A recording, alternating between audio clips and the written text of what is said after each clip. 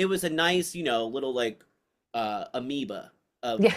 dancer. It was good. It was really, Yeah. really the business at large. Yeah. But it takes time to kind of, and it takes grace and patience Yeah. to understand the stuff. No Absolutely. one's gonna learn that overnight. Mutual respect between those who are behind the table and those who are in front of the table, knowing that they need one another to make something really kind of blossom from there on.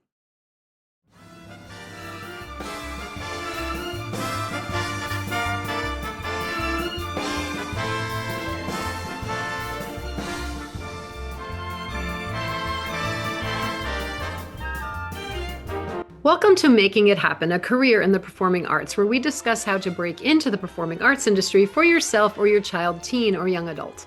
Guests include professionals who are passionate and share my vision of helping talented individuals land professional representation and have successful careers in the arts. My name is Leesa Csolak, and my guest today has been in 10 Broadway shows. He started as a youth and participated not only in shows on Broadway, he also continued through his teen years working on Broadway consistently. He is presently an adult performer who is a legend and an icon in the Broadway community. He continues to work in film, television, commercial work, and so much more. And he's just beginning rehearsals for the new Broadway show, Schmigadoon, where you can get tickets for the show and get a chance to see him on Broadway if you haven't to date. If you are following Broadway, I know that you know exactly who he is. I am so excited that he is sharing his time with us today. Please welcome my guest, Jess LeProtto. Hello, Jess. How are you? I'm very well. How are you? I'm good. I'm really happy that it's getting warmer in the Northeast because we have had a winter, but yeah, Thank God. Thank goodness that we're finally moving past this winter season. yes, yes. Anybody who's not been to New York to see a Broadway show, please come. However, you might want to think about doing it in the less frigid, cold tundra that we have had this winter. Boy, It's been oh nuts. boy. But you know what? We got through. We got through, and now we're over the hump. So that's good. Yeah, yeah. So I'm very, very excited to talk to you, of course. I was looking at some information online, of course, to kind of prep for this. And you have been in 11 Broadway shows. Did I count right? Or is this one coming up 11? Like, where are you in that? Well, technically, I will be going into my 10th Broadway show with this new Okay. production of Schmigadoon because I did one show twice in two separate seasons back to back, which was How the Grinch Stole Christmas. So I kind of count that You show count that as one? as one. Yeah. Okay, okay. But still, you had to go through the audition process and be invited and do all the things but yeah, I no, I did. get it. And I was two separate tracks. The first season was the original Broadway cast premiere, and then the second year I had kind of grown a little bit, and I probably got to my furthest height. I'm still probably holding that same height today. Um, Okay. where they kept me as a swing. So I see. Okay, okay. I was heads and shoulders over all the other kids that were Little all the little Grinch, the who's down in Whoville, as they say. and it was the tallest I've ever felt. Yes, yes. You'll have to, yeah.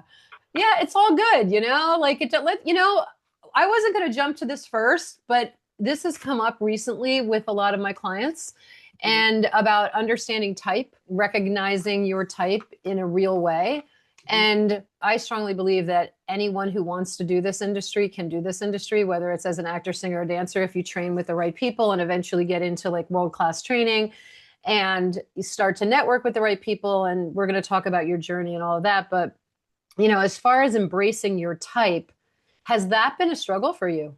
In the beginning, when I was very young, because to hear feedback or to hear, critiques and such too, because sometimes if I heard feedback from casting directors who would touch base with an agent or such too, and they would kind of give a reason as to why I wasn't necessarily offered a role or a track or anything in a show or whatnot, they would be like, well, we're going in a different direction. We're looking for a different personality, character-wise, image and such too. Like, all those things kind of Hmm. check off as to what Hmm. people are looking for, Yeah. which, I had to learn very, very early on about how to accept that Yes. at the end of the day, decision that is being made by a creative team or a group of individuals who are in charge or looking over this, overseeing a project, a particular project, and they have a certain vision. But obviously, I tell a lot of different artists too, like, don't ever let anyone say, if you want them to be like, well, thank you so much for coming in, you were fantastic, and everything was great.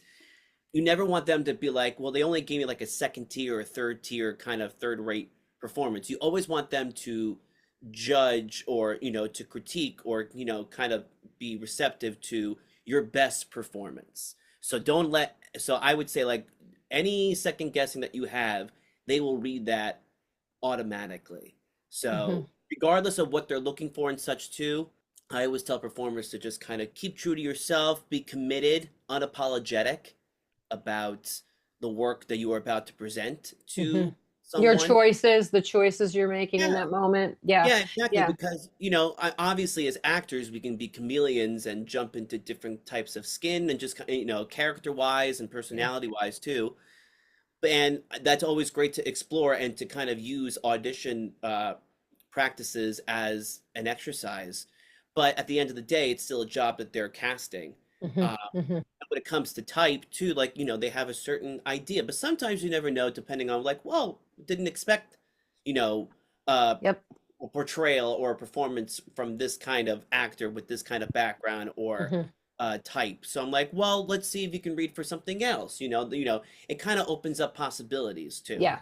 Yeah. But any hesitation or second guessing from an actor's standpoint, regardless of whatever type, too, I think is important to never lose sight of, unapologetic commitment to the performance and what you've prepared and such too, and let them decide. Yeah. Don't Yeah. don't don't let them decide for you. Let them decide. Yeah, that's amazing. Thank you for that. Yeah, I think it's important as well, all of what you just said, but I want to touch back on this since we're in this direction already.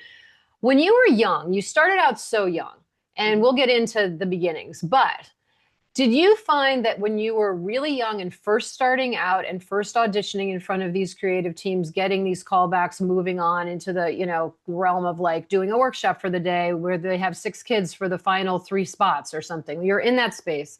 Mhm. Um, did you find that as a child, you were just having a great time and you were just doing your thing and you were being unapologetic? Or were you thinking, what are they thinking about on the other side of that table? Should I give them something specific? Like, were you looking at their reactions? Like, or were you the kid who was just, I'm here to show what I can do today to these people who love the same thing that I love, and I'm just going to have a good time? Do you remember back that far? And if so, did it flip? Did it change when you became an adult? Like, It absolutely flipped. It absolutely flipped. Like in the beginning, it was very much unapologetic and innocently just kind of going in and just having a good time, not really knowing all of the stakes. I mean, I knew at times to where there were a few times growing up as a child performer, young performer, to where I made it to final callbacks for certain prominent productions, musical productions that were premiering on Broadway, and I made it to finals for all of those. I do remember, the stakes of it all too, but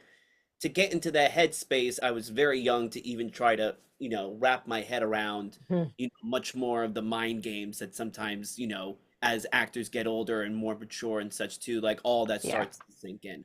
So it yeah. definitely flipped as I got older. I was focusing on more so of the stakes to where, what could happen rather than just, focusing on my performance. But I Hmm. mean, that's all kind of part of the process as to where you understand and you empathize, you understand all the different perspectives as to what is being played out in an audition. Not just you as a performer, but also understanding people who are behind the table too. And as someone who has just started to get behind the table, I've been seeing, it gives me so much more broader, open-mindedness and perspective to how everything just kind of operates in that too. But in the beginning, ignorance is bliss, I would Yeah, say. yeah, yeah, absolutely. Yeah, it's so funny because I always say I wish that every performer could sit on the other side of that table for one project. So even with some of the clients that I have who have, teens that are doing school projects, whatever, they're still in high school or college,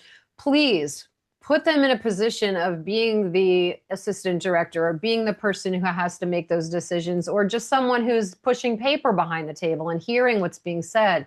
Because at the end of the day, I always tell my adult people, the person who writes the show, whatever that may be, film, television, the commercial, the stage show, it's their vision, and they have a thought as to each one of those characters when they create them, and what they think they're supposed to look like, or what they think they're supposed to sound like, and it's in their head because it's their project.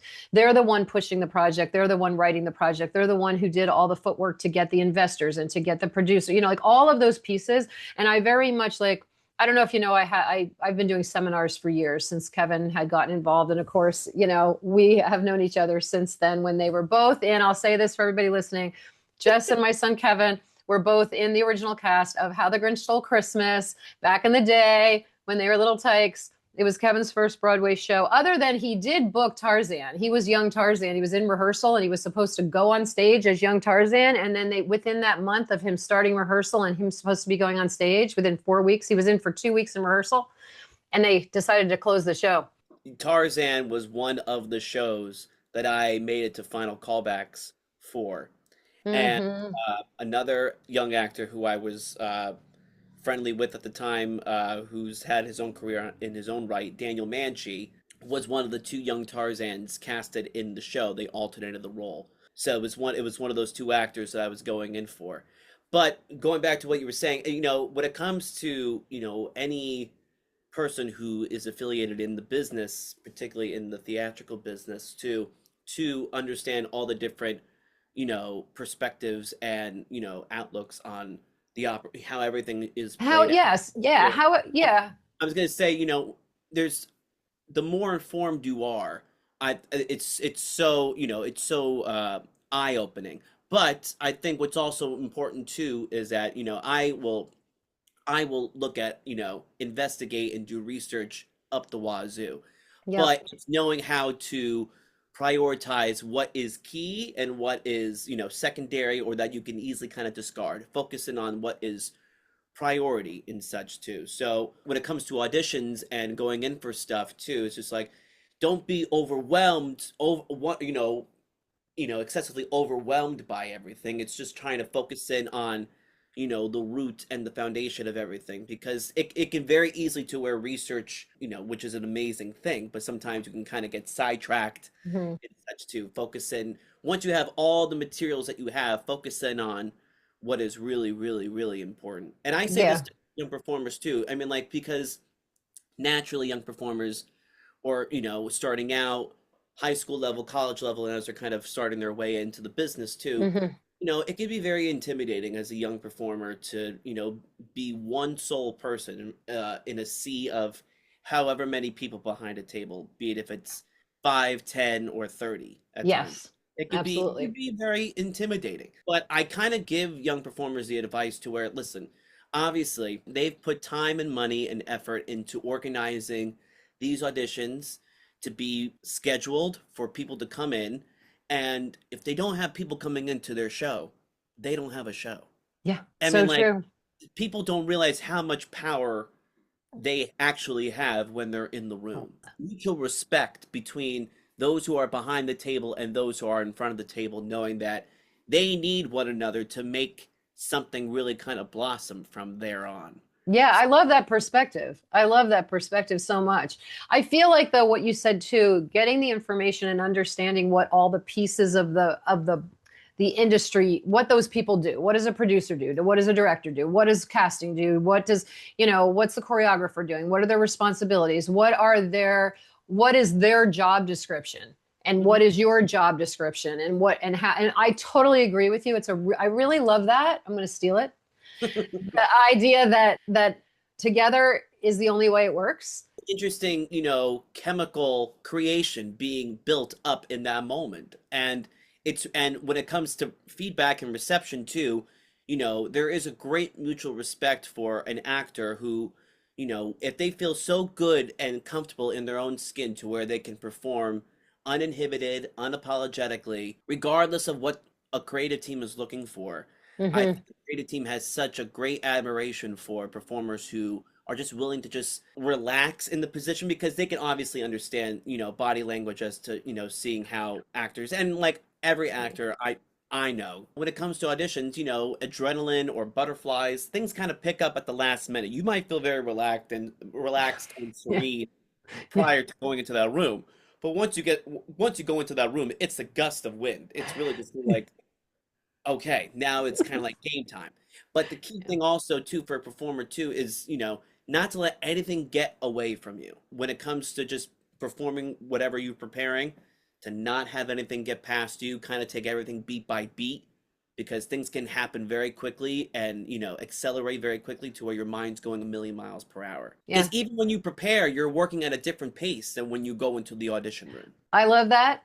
Can I just say, let's go back to competitive dance days because let me just tell you why. Because of what you just said. Because when you're in the room and you're, rehearsing, you're going through the motions. That is not that whole idea. And it's funny too, because I interviewed Jake Vincent, who was part of Paul Taylor Dancers. He's recently retired just this past fall. Like, shout out to Jake, amazing dancer, contemporary concert style dance. And he said when he was on stage, when he would go on stage and he traveled the world with the company, and the curtain would open, they would feel this rush, exactly what you just were describing, this rush of air from the air conditioning or whatever in the building or whatever it was, or the heat, would come and he would literally feel that. But going back to dance comp days, or even if you're just in a performance, I don't know, like a community theater or whatever it is that you're doing, even recreational dance programs, when you go to do a recital, when you go to get on stage, when you go in front of people, it's definitely going to be a different energy. It's just a different energy. And if you can rehearse with that energy, or get close to that mental state that you're in when you're in front of an audience or in front of a creative team, if you can rehearse that way, maybe put drawings of faces at a table on the wall in your apartment, you know what I mean? Like something, but to get you into that mindset, that is something that I think would change what happens in the room a Yeah. little bit if you practice that way. But that's so interesting that you said that. Okay.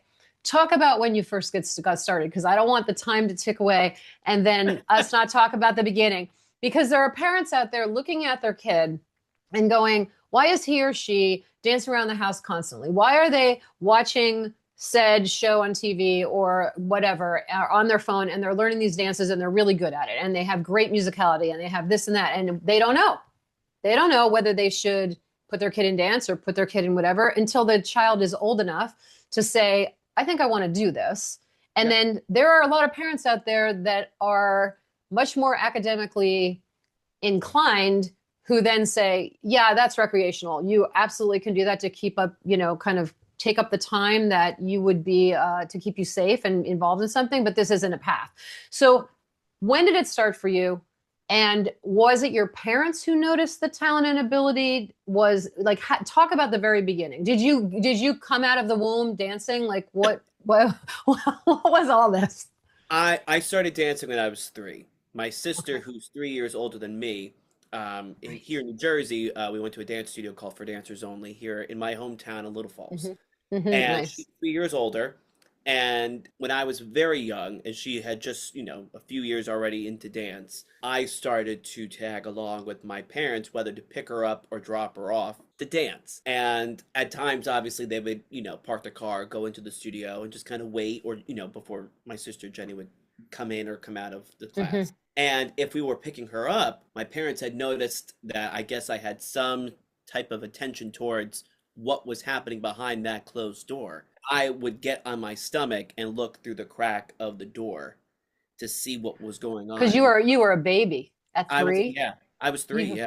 you were a baby. So Yeah. do you think you did it in a past life? Do you believe that? I mean, maybe I did. Maybe I did. Maybe I was a dancer from like the 1950s or something like that. That was being Or 40s, or 40s or 40 50s for you? reincarnated of some kind. Yeah, I something. don't know. You never know. Because how do kids, we could get into that whole conversation about genetics and about how do you really, like, Yeah. how are you born with these affinities? It's like a whole nother conversation. But okay, so it's a little bit like a chorus line for you. Very much like a chorus line. Very much like Mike, the character from A Chorus Line. And once I started, that happened a few times, and prior to my parents having the inkling to just kind of test out the waters and see what would Mhm. happen if they just put me in a Yeah. dance class. They Yeah. had done that prior with my older brother, who's 6 years older than me. I didn't And even know you had an older brother. There are I three? do. Oh, yeah, there's three of us. I'm the youngest. Wow. My brother Anthony, who's the oldest, my sister Jenny, who's the middle, and myself, I'm the youngest. And Okay. they gave it a go again, and just to kind of see what would happen if they put me in a dance class, and it Hmm. stuck. And, Hmm. at that early age, everything's pretty preliminary, as, taking Yeah. regular, a ballet class, a simple tap Yeah. class, Yeah. planting seeds. And, at that age, sometimes kids can kind of become involved in something else that kind of takes them away from dance. Mhm. That didn't really happen. And Really? Okay. So you did no, you do sports at all because you're so I didn't. athletic? I did, but because of the demand of as I got older, be it if it was like a basketball team or like a t-ball or little league and such too. Baseball. Yeah. Yeah, a dance schedule was much more complex than Yes. like a sports Rigorous. schedule.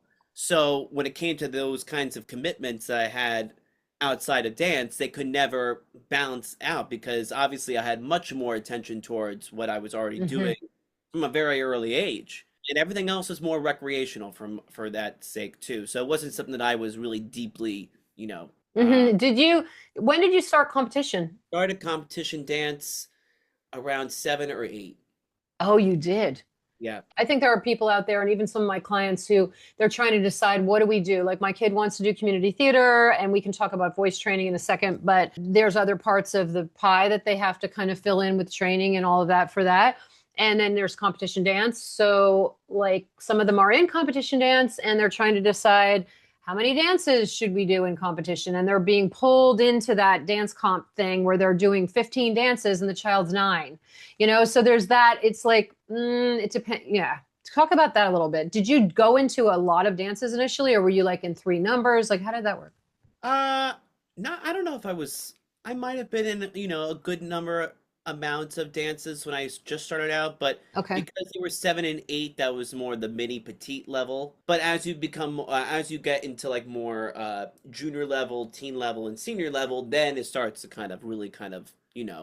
open up. Did you feel as a boy, were there other boys there? Yeah, there were a few other boys. There was one other boy. His name was Blake Craples, who actually is a Juilliard graduate, and he and I danced together. But we were the only two boys in our age level. But there were other boys at the studio as well. It was great to have, not just one or two, but there was like, a little A more than group. a handful at times too, give or take.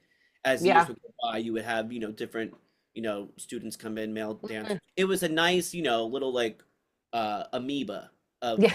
dancer. It was good. It was really, Yeah. really. Jess, did you go to public school, or did you go to private school? I went to Catholic school from kindergarten to 4th grade, and then I left to go to public school, middle school from 5th to 8th, and then public high school. Okay. And how was that for you? Were you bullied at all? I always have to kind of ask this question because it Yeah. comes up with a lot of the people that I interview that they had to kind of deal with that. Now I think it's more difficult now, honestly, with the phones and all of the social media for people. But like, how was that for you? You don't have to go into detail if you don't want No, to. well, there was definitely here and there, a kid or so once in a while who would kind of act up and kind of, approach in a bullish way. But I think a lot of kids were intrigued or also probably confused as to what I kind of did. I was somewhat of a semi-professional at a young age, and to know that I was not going to be in school at times here and there, be it if it's a short period, a long term, short term. Um, I think they couldn't wrap their heads around it, and understandably so. Like, Yeah. in these formative years where and I'm kind of being employed, as a professional in some case too. And the amazing principal who I had, Raymond Mead, it was brought to his attention, and it really takes a village. And for our principal to go, depending on how severe the situation was, you don't know what precautions or what steps are going to be taken following that. But for my principal at the time, Raymond Mead, to go ahead and have an internal investigation, not to make it sound like Yeah. Yeah.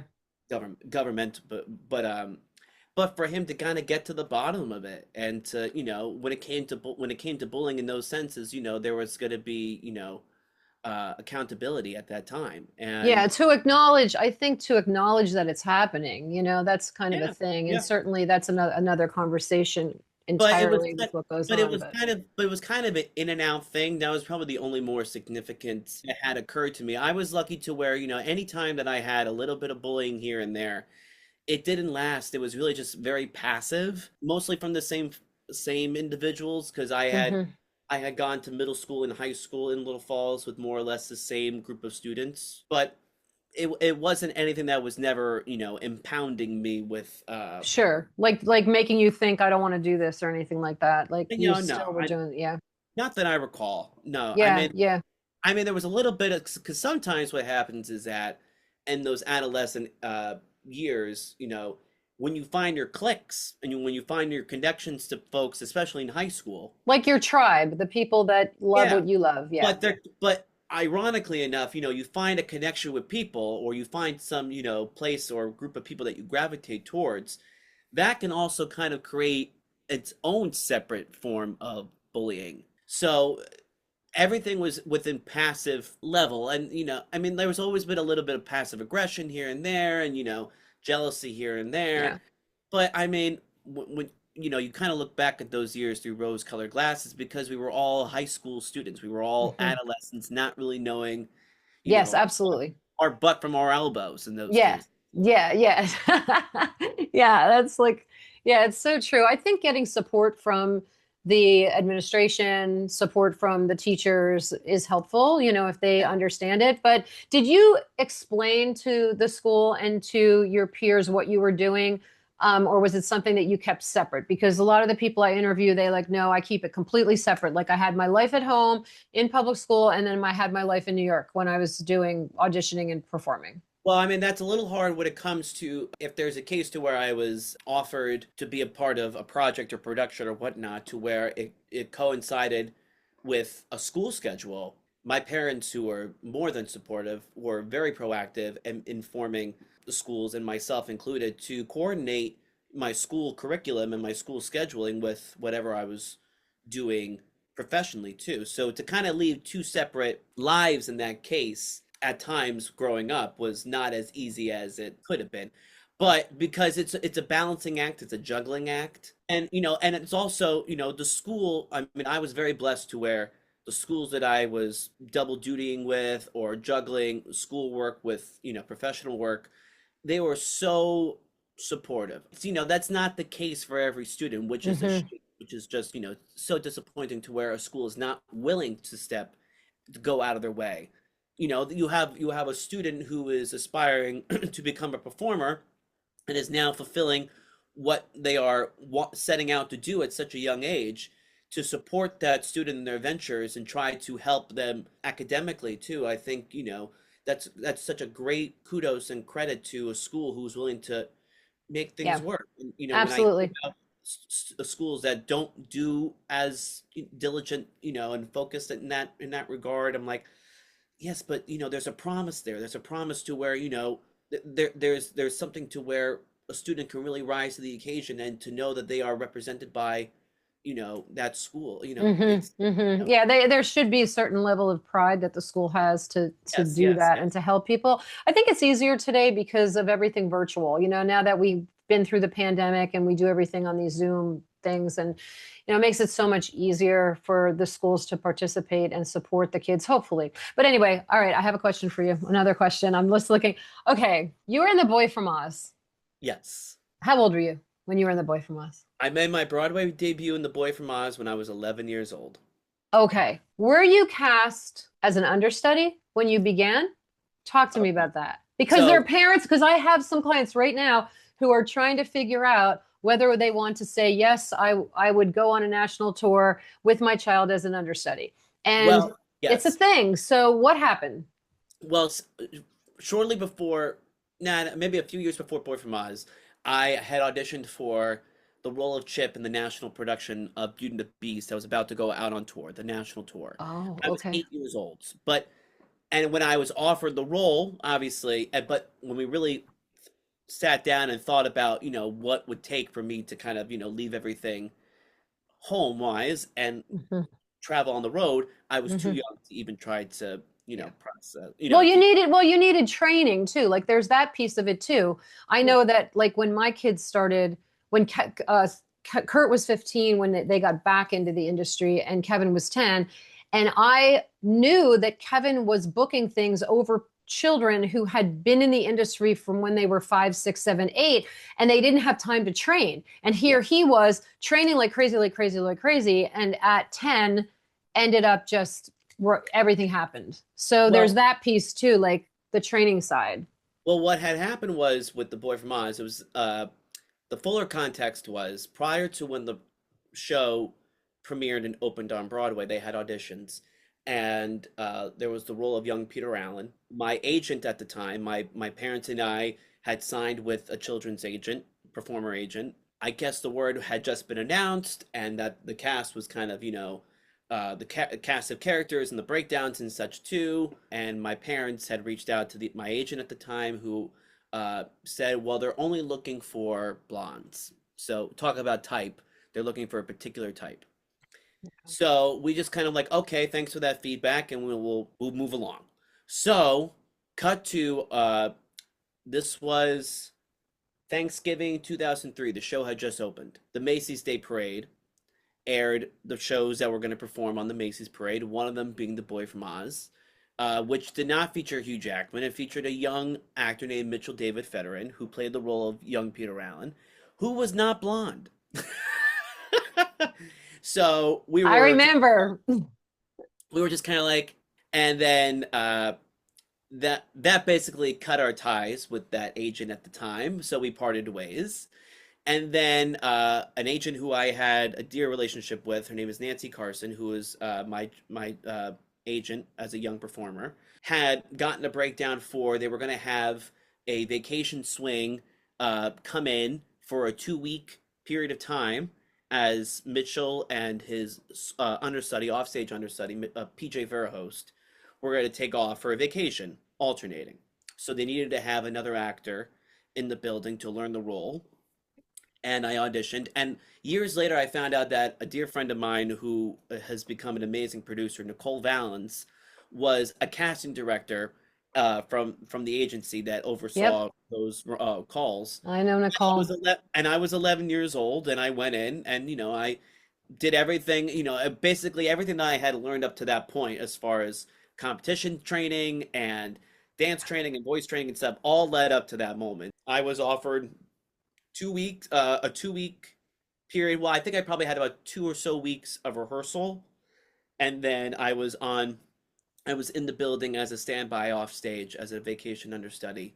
In any case, either Mitchell or PJ, if they were to call out. And that happened twice, to where I came in, this was around February of 2004, and then I came in again around August of 2004 before the show closed the following month. They were kind enough to grant a performance for myself to play the role. So I made my on-stage Broadway debut in that show as well. And of course, Very cool. invited all my family and friends, and it was Mm-hmm. it's a lovely, affair for everyone just to kind of come and support, and Yeah, 40 odd, family and friends coming to support this little 11-year-old, it was, that's incredible. Okay. Wow. So you were okay with being an understudy, not knowing whether or not you were ever going to go on. yeah, because it was the opportunity that I was striving for.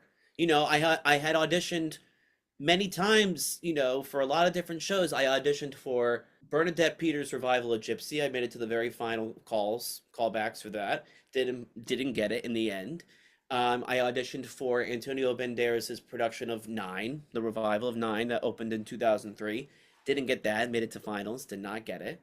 So I was kind of, just kind of, hitting the pavement, and Mm-hmm. my dad, who drove in and out with me, who was willing to, drive in and out of Lincoln Tunnel to go into the city for me to audition for, not just for those shows, but for anything and everything, for commercials Right. and voiceovers and stuff too. I did other things Right. outside, but the ultimate goal was to kind of, be offered to do a Broadway show at some point, and thank God for The Boy from Oz, it came through. And then my grandfather at the time, for all the years that they kind of saw his son, taking his grandson into the city back and forth, and then to know that finally, something had come through fruition for me to, be asked to do the Broadway production of Boy from Oz. He was just gobsmacked. He was like, "Wow."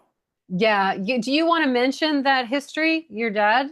Yeah, of course. Yeah. My dad, after he graduated college, well, he also had taken dance classes and such, you know, recreationally and such while he grew up here in Paterson, New Jersey. And then he moved out to LA after college. And then, because he always had a little, you know, that little spark to where he's like, well, maybe something can kind of come up. So then he moved out to LA. He joined the union, and then he worked as an extra for multiple films. And then his big break came when he became part of Pat Birch's bigger ensemble troupe of dancers for the film Grease. You know, everyone's favorite film, Grease. So I know that movie shot for shot, frame by frame, because I grew up with that movie. And then after that, he had spent a few more years out in LA, and then he came back to New York, and he did regional theater. He actually went to the American Academy of Dramatic Arts, well, now turned into AMDA. It was named differently at the time, but he studied and he performed, and then he just found an out transition to where he was able to kind of find a different calling. For him to see his son go through the hitting of the pavement, day by day, and for he was living vicariously. He still does. He still does. Okay. He still does. So for him to kind of see, his son succeeding in this business, which is completely unforgiving, this business, Yes, yes, because you never know. You're always as good as your last performance, and you yes. always auditioning and such too. So it's Yeah. always up and down.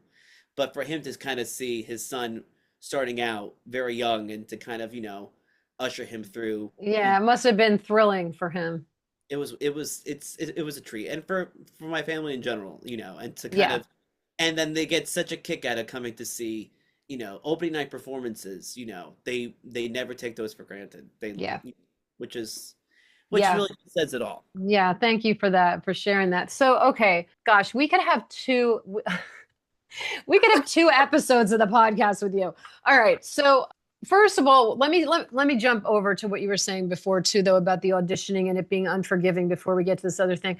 Part of this job, like if we were going to create a job description for being in the arts, the majority of that job description is going to be auditioning, training, Yeah, auditioning, and then there's a percentage that is performance, right? yeah. So we accept that, right? As being in the profession, that's we accept that that's what it is. It's almost, I feel like it, and I tell people this all the time, it's kind of like being, you're the CEO of Jess LeProtto Incorporated, because you know what I mean? Because you have to do the marketing, do the thing, all of you have to do all the things. And it's not unlike being a business owner. You're doing all of the, all of that. But anyway, can you talk about, as a child, when you get signed, I try to make clients understand that yes, you might want Broadway. Yes, you might want film and TV, but this industry is very, very specific. So an agent may be part of a big, big agency that has a department for legit work, right? Legitimate work being stage, film, and TV. And they want you to do all of those things because how are they making money? They're Right. making money by that 10% that they get of your gross when you book something. And that's how they put a roof over their head and food in their mouth. And, of course, they want you to be cast in the next big thing so that they can put new furniture in their living room. And that's part of that whole thing. But can you talk about when you got signed, whether it be the first time or the second time, and the things that you were being sent out for, and what a typical month might have looked like as far as auditions? So a parent can sit back and go, oh, okay, if my child is that talented, this is what life's going to look like. Can you touch on Well, that? yeah, well, before anything else, I would just say that between myself and my own self-interests as a performer in the business, and also my parents' influence, heavy influence on everything too, I had a foundation and pocket in every nook and cranny of everything. Like, I was involved in every extracurricular activity, be it at home, in high school, and such too, in the arts, drama club, concert band, everything in that realm. Professionally too, I was going in for, when I was signed, I went in for everything and anything, because it was really just about exposure and getting used to the rigmarole, for a lack of a better word.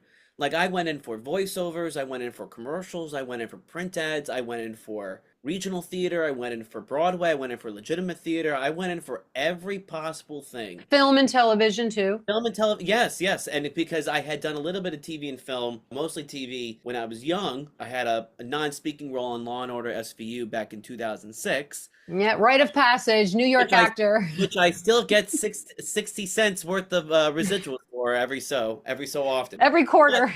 all that to say, like, as a parent who obviously sees great potential in a performer and in their children, is to kind of have them also kind of gauge it out too. You're a team too when it comes to being a child performer and their guardian parents being willing to bring their children to auditions and classes and such too. Obviously, is trying to establish that relationship as a parent to see what your child really is interested in, because sometimes they're not going to verbalize it too, because they're still learning They don't as know. they And you don't. don't know what's going to hit. You don't know if they're going to end up being really great for film and TV, or get a national commercial and end up making $100,000 in a year from Right. residuals, which can Yeah, happen. Like you don't know what lane you're going to end up falling into, really. right. And it's just, I think it's also kind of seeing where the pieces fall and just throwing everything at the wall and seeing what sticks. And depending on, because it's the same cliche to where the saying is 99% of this business is rejection. So it's knowing that ahead of time, preparing both the parent and the child too, to knowing that this is more just for experience. We're not going in. I mean, obviously, you would like to book a job in that case too, but it's for the experience. And at that age, it should still be fun, because when it becomes pressured to try to book something and try to book something, sometimes when you put too much effort into it, forces itself to where it doesn't feel as fun anymore. Even as I get older, when you know more and you become more skeptical or jaded or cynical, and as you get older and such too, it's important to kind of keep the innocence Yeah, alive, because that is the reason why you even got into this crazy business. absolutely. Yes, So yes. for a child to just be told, we're doing this just for the fun of it, I'm sure you'll meet other children who are just as nice as you are, who just want to do the same things as you do and just, want to have a good Yeah, time. Same thing absolutely. with parents. Because it should be that way. These Yeah. are elementary fundamental moments for a young performer to really just kind of, be a sponge subconsciously, because that's not what they're going into. They're not trying to be like, I'm going in to be a sponge. No, I'm just having a good time. And anything that I learned along the way, it plants a seed inside their head subconsciously, whether they know it or not. And most of the time they don't, because they're just going about their day, because, so much is going on of those in those. Yeah, yeah, and that's just what they do. It's just what you do. And I think it's an extension of what you do as far as school extracurricular, like what you had said about being in the music department and being Yeah. in the drama department and all of that, and all of the dance you were doing, all the things that you loved. It's an extension of it. And yes, when you get into that world, I think it puts everything into perspective. Like most definitely, like that audition for your school musical, your school play Yeah. isn't going to have as much in your mind stakes, even as a parent, once your child is auditioning in the real world and working with world-class instructors, like Yeah. all those doors that open up when you kind of take that leap of faith to try it and see Yeah. what it's like. Because as a parent, you can always say, okay, we're done, or we need to take a leave of absence because now I'm dealing with an elderly parent that's ill, or I have something else that I'm doing. Like you can always step away. You don't have to keep your kid in it. There's a lot of kids that take a break and then go back and whatever. Which I brings know. me, Yes, I was about go to say, I ahead. know quite a few performers who started young, took a period of time off, be it, during high school, college, and such too, and then Yep. got back into it. I mean, Yeah. it does exist. It's not one way. There are multiple ways to kind of keep things spinning. And maybe they stop for a second, and a second might be, a few years, or, however long you would like it to be. But if you feel that kind of that nudge to kind of Yeah. get back into it, it's always there. It never really, Right. Yeah, absolutely. They're always going to be making more musicals. They're always going to be making more films and more television shows and commercials. Like it's always there. It's not like you have to be in this tense kind of mode. And plus, if you're not, you as a parent, you really don't want to be counting on the funds that come from the bookings. Like that's not what it is with a kid and a teen, because that is it's just not what it's supposed to be. It's supposed to feel like an extension of an extracurricular activity that you're good at. Yeah. And you say, okay, let's look for more things over here. Or let's see if you can, get instruction from someone who's actually doing it. Like, let's look into more. Well, this goes back to competition dance, to where I knew a lot of dancers growing up, to where, at the end, like a spring recital, they would have the graduating seniors step forward or perform a piece. And our dance director, Kelly Allen, would say, so and so is moving ahead to so and so university and majoring in this particular thing. Somehow, most of the time, separate from dance. But dance is always a part of them. And because of something about competition dance, or just a part of the arts when it comes to theater, for me, because that's the most I've done in my career, that there's a great team effort. You learn a lot of fundamentals and a lot of life lessons in this profession. And Yes. this building, be it if it's regional, stock and amateur, if it's local, if it's school, if it's college, if it's whatnot, every show, it takes a village, reiterating before, but it takes a village in this fashion to build something out of nothing. And, the valuable lessons that people learned, that I knew growing up in competition dance, aside from friendship and such too, it was a team effort. It's a team effort to build something up. And that's something that you take away, regardless if you continue on in this profession in Right. dance or whatnot. And so, Right. Right. And then yeah, you could go into marketing and work for, I don't know, Time Warner and make a ton of money and use all these skills that you learn from this. It's so, so very true. Okay. So before we run out of time, I wanted you to touch on, you were in Bye Bye Birdie. I remember the audition process for Bye Bye Birdie.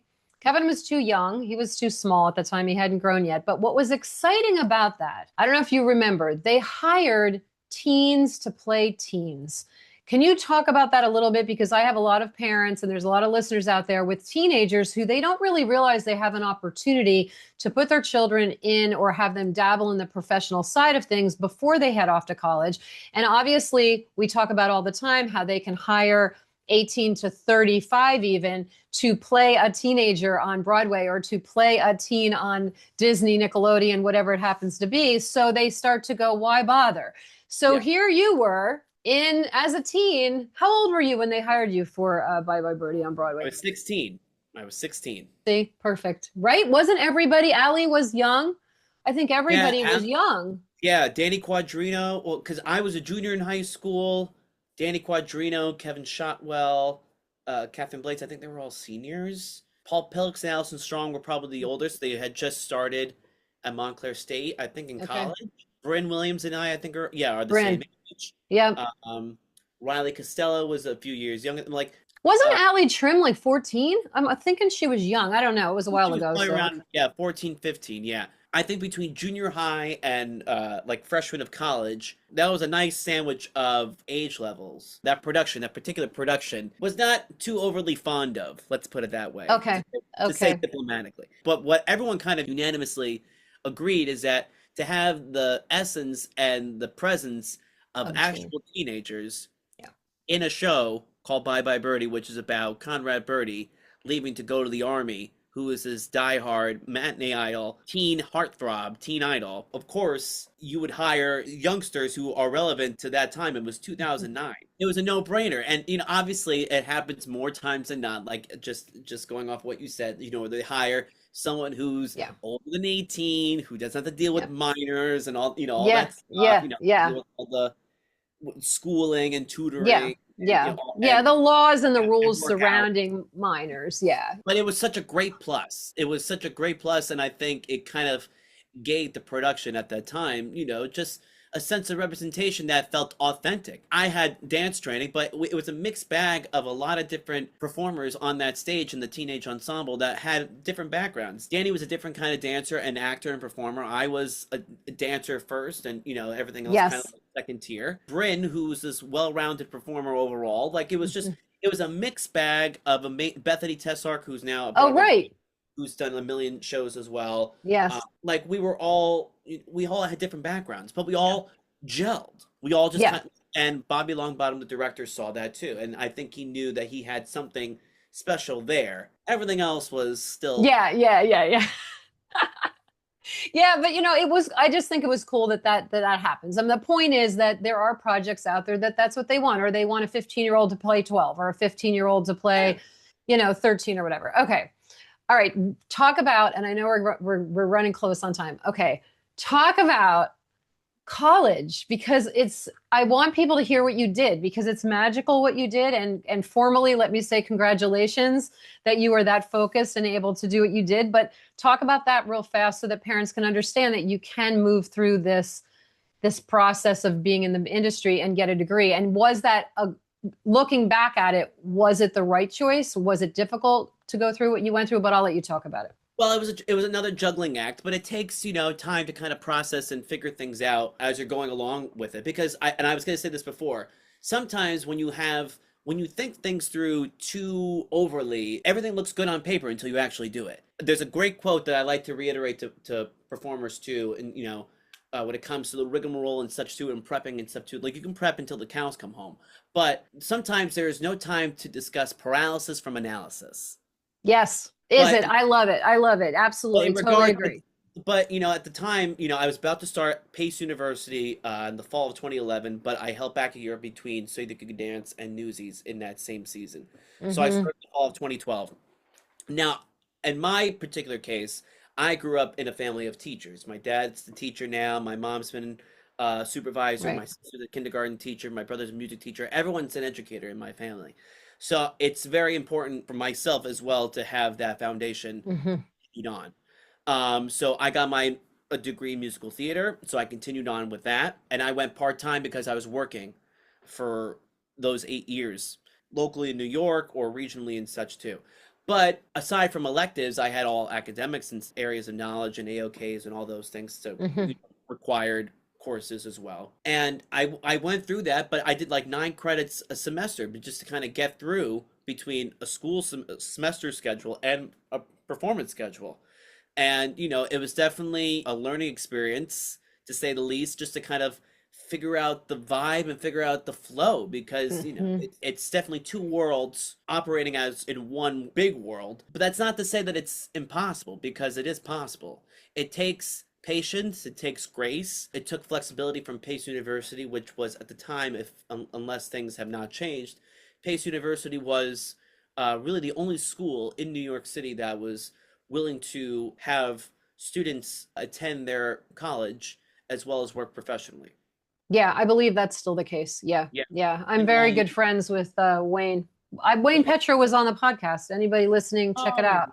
Yeah, he's the he's admissions amazing. director for the He was Performing so Arts School and there. talk about patience. He was so patient with me, knowing that my situation was unique compared to a lot of students attended Pace, and it was worth it in the end because I was still studying my craft as I was performing it, and That had it to be interesting. That had to be interesting for you. Did you attend Pace University for any length of time where you lived there, or you just did the bi-year and then started doing it like online, or did you attend? I did a mix. I had a mix of online courses and in-person courses. All my electives were more or less in person, as their performing arts building down in the financial district down there. Yeah, So yeah. I always took the train downtown, and then I would go and zip back up midtown to go to my show. It was like doing double duty.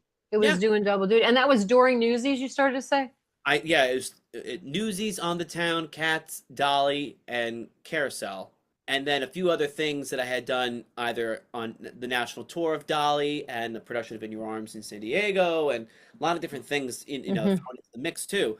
Hmm. So, and on top of the double duty, it could have been triple duty at times, to where I was doing workshops of stuff to come, of projects to come. So Right, right. Can you explain that to people who wouldn't understand what that is and how that works in the industry, just real quick?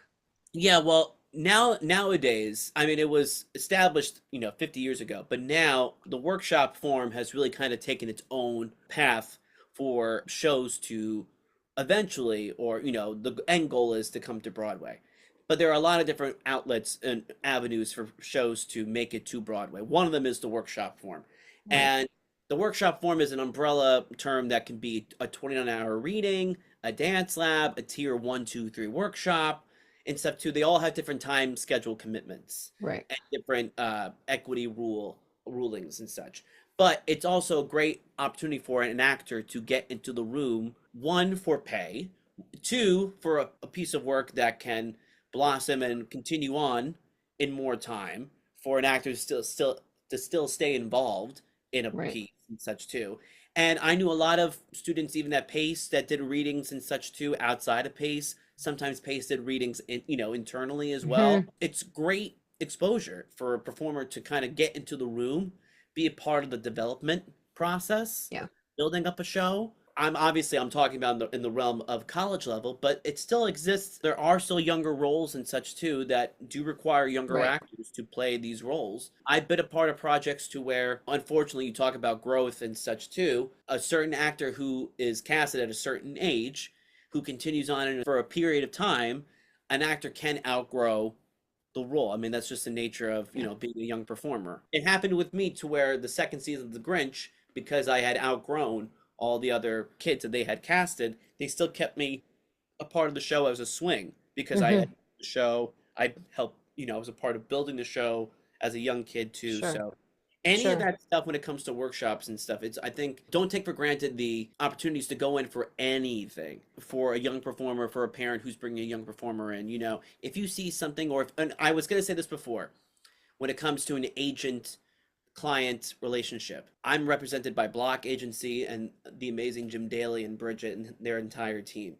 And if I hear something before they do and such too, and it happens, I would say 50-50 to where they receive a breakdown from casting and, they relay that information. But sometimes if I hear something that I would like them to kind of see they can get in more information on, that's proactivity that I need to instigate. Yeah. So it's for a parent with a young performer or a performer who's of age who finds representation too, keeping that proactivity alive. It takes two to tango. So in that case, that's a two-party commitment and relationship. So Absolutely. one can, express their information towards them, but it's also for someone else, for that client to, meet them in the middle too. Yeah, absolutely. Yeah. Because there Yeah, are they probably projects and such too that, can come out of that and yeah, opportunities. totally, totally. And you know what? Doing the workshops, doing the labs, doing those things, it increases your network. It gives you an opportunity to have your child or have yourself in front of and working with these other, creatives that are doing the thing. And whether the show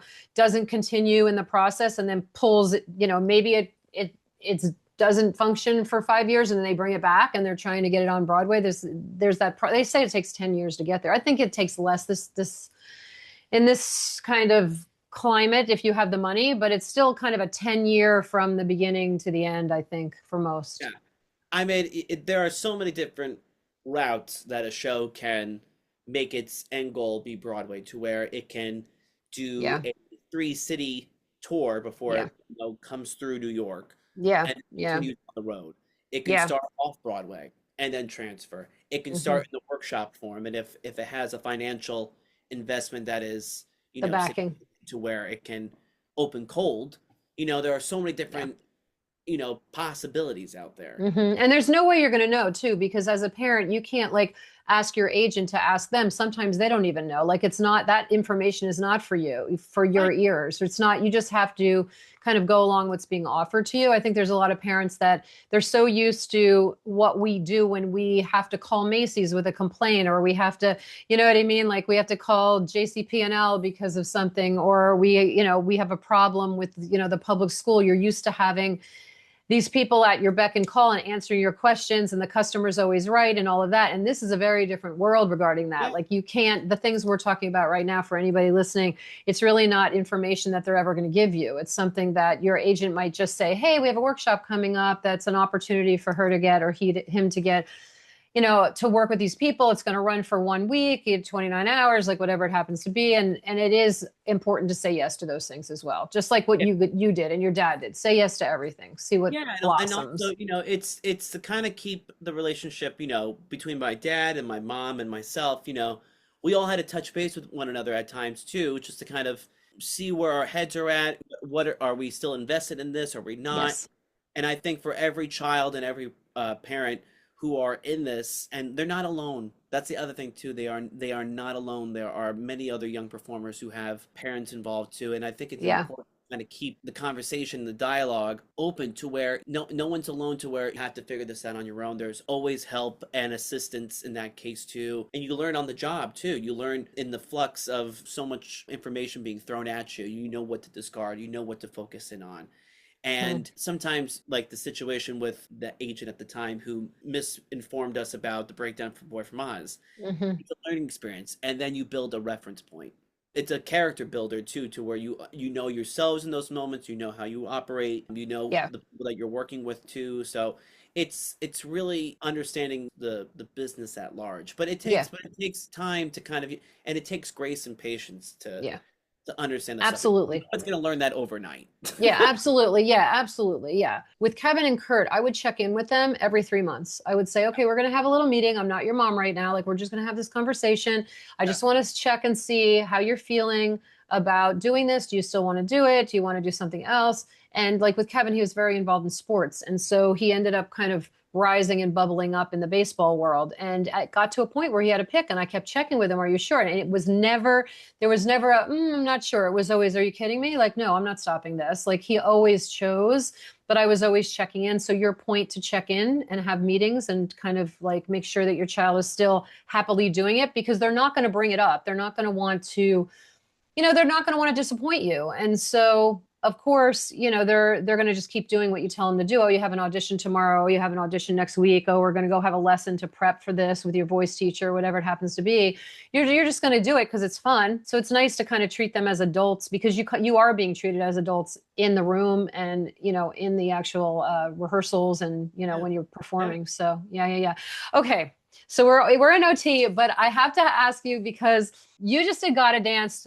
Talk about Gotta Dance. Talk about your next show. Talk about how people can get in touch with you. Are you teaching? Like, can they follow you? Like, kind of give me the rundown of what's happening now and how people can get in touch or Yeah, get, yeah. I just got a dance late last year during the holidays at the York Theater. They just announced that the production Got a Dance is continuing on at Stage 42, which I unfortunately cannot be a part of because I will be performing in Schmigadoon. But hopefully, if it has a next iteration, I can tag along for that Jump one. in. Yeah. As far as teaching, I teach infrequently at Steps and at Broadway Dance Center, trying to balance that out with a performance schedule too. I Sure. taught previously at the Steps Conservatory program, and Nice. for young dancers too. That's the thing with young dancers is that they sometimes can feel inhibited or a little shy or trepidations about vocals and such too. And there are many, many more outlets and possibilities and opportunities for dancers to kind of, break out of that shyness and just let things just kind of happen. And with great direction and guidance from vocal teachers, and programs such as conservatories, Pace has their commercial dance program, and they open it up for dancers to take and attend vocal lessons and such too. Same for Steps. So there are many outlets for dancers who see themselves as dancers but are trying to break into the musical theater industry to kind of Yeah. have a little more, vocal attention and practice. Yeah. So that's that. And then I'm also on social media. I'm on Instagram, all lowercase. It's at the underscore Jess underscore LeProtto. LeProtto. On YouTube as well. So I post different content, be it dance content. I released an album last year, so that's the first for me. That's very exciting. So where can they find your music? Are you streaming On everywhere? Spotify, on Apple Music, on YouTube, on all streaming What's platforms. the name of the album? It's called By the Bay. It's a summer themed Jersey Shore album. Yes. I love that. Thank you so much. This was Thank you. incredible, and so much great information and so many things that can really help people, that are lost. And a lot of parents are sitting back going, what if? What if? Well, what if this? Well, I can't do, well, I don't know if I can do that. I can't. I know she's good enough. I know he's good enough, and I know we could do it. It'd be great and be fabulous, and they want it. But what if? What if? What Oh, if?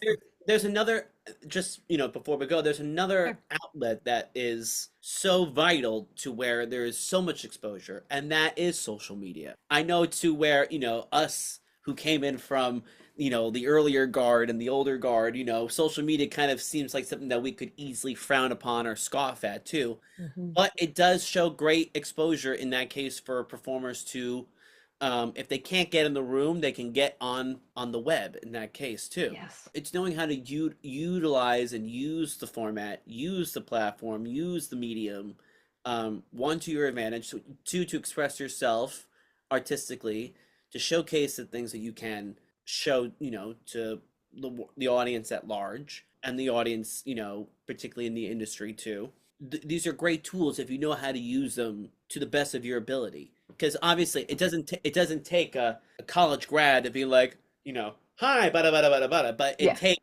but it takes practice to put something out there. And obviously, it's a medium to where you're in front of a camera, so it goes back to TV and film work to Yeah. where, how you Yeah. express yourself theatrically is not how you're going to express yourself, intimately, in front of an iPhone camera.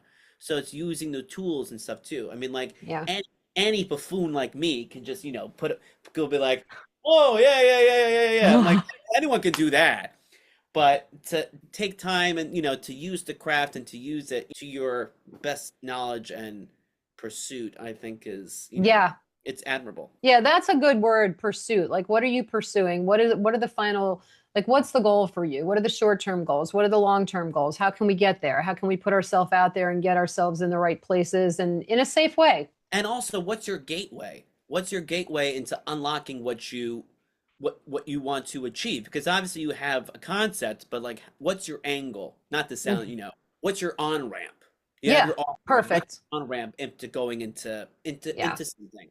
Because yeah, how you go into it, then it can kind of blossom into something else. But what's yeah. your, you know, Yeah. Yeah. What's that entryway? What is, I always describe the industry as being this, if you could imagine a cyclone fence in a circle and there's doors on the outside of that. And there are all of these people inside the industry that are, doing everything. They're doing all kinds of things. And all of those doors on the doors are marked your singing, your dancing, your any kind of acting you might do, people you might run into, like the circles that you hang out with your friends, like whatever it is that could get you in. And if you can get one of those doors open and wiggle your big toe through and like get yourself into that inner circle, the floodgates really do open. Like it just one thing builds on the other, builds on the other, builds on the other. The tough part is getting into that inner circle, I yeah. think.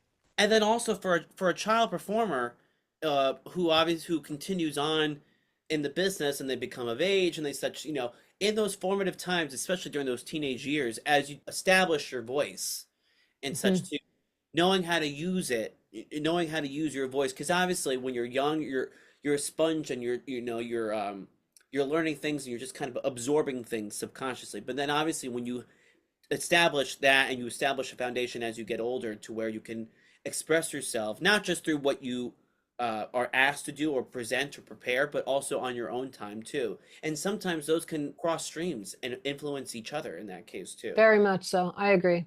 So especially for a young performer, to kind of continue to start that path and just, find those passions that you have, be it if it's directly or indirectly with what you do for a living or what you've been Mhm. doing, to have what you do on the side as a hobby, as a passion or something like that. That focus and that attention and that love, if you feel like sometimes work just becomes work as a performer and stuff too, and you find passion here and there too, knowing how to weave that Absolutely. Yeah, tension. that's a good point. That's a really good point. Thank you, Jess. Thank you. This is great. If you're interested in a career in the performing arts for yourself or your child, teen, or young adult, you're in the right place because I have helped hundreds of clients break into the performing arts business on stage, in film, television, commercial work, and more. This podcast is supplemental to my groundbreaking online courses. For more information, check out all the ways you can benefit from my online courses, how-to videos, webinars, in-person seminars, and free guides. Go to lbctalent.com for everything that you need to get started today. Thanks for watching the Making It Happen, a Career in the Performing Arts podcast. Tune in on Sundays at 8 p.m. Eastern. And if you'd like to connect with Jess, you can follow him on socials at _Jess _LeProtto, LeProtto.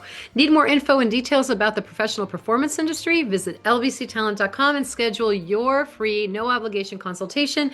And you can follow me on socials at Leesa Csolak _. That's LeesaCsolak Mark.